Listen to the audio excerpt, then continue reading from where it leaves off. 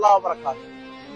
باسم قبيلة بني خالد بالعراق وباسم كل عراقي أصيل أوجه رسالة إلى الشيخ أسعد العيداني، وما أقول لك محافظ، أقول لك الشيخ أسعد العيداني، للعلم والاطلاع. هذا الشخص اللي هو سلمان الخالدي جده ابن عريعر محيفي البيض، بيضات للحباري حماهن بالبر.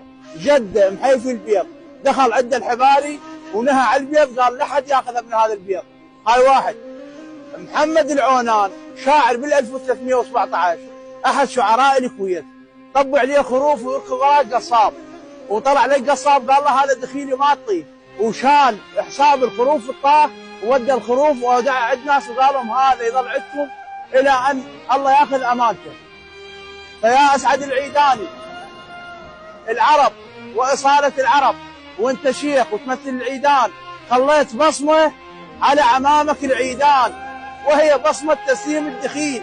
هذا دخيل وما من حق اي واحد يسلم دخيله، فاللي سويته مو صحيح.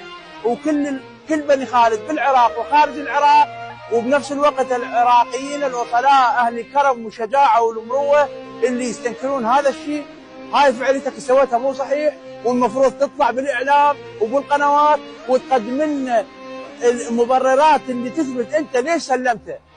ورسالتي لاهل البصره، هذا الزلمه انسحبت هويته وهو بالاصل بصري، خالدي بصري، فما من حق ابو الكويت يستلمه.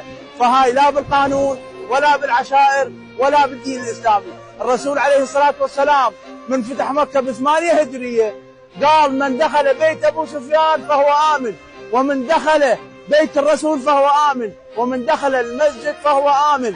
في عهد الرسول عليه الصلاه والسلام اللي كان اكو كفار واكو مسلمين، وبنفس الوقت اعطى حق للدخيل.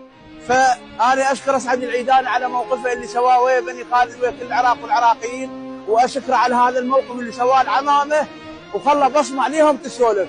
فيا اسعد العيداني يا العيدان انتم مسلمين دخيلكم، وهاي بصمه عرب وجوهكم. والسلام عليكم ورحمه الله.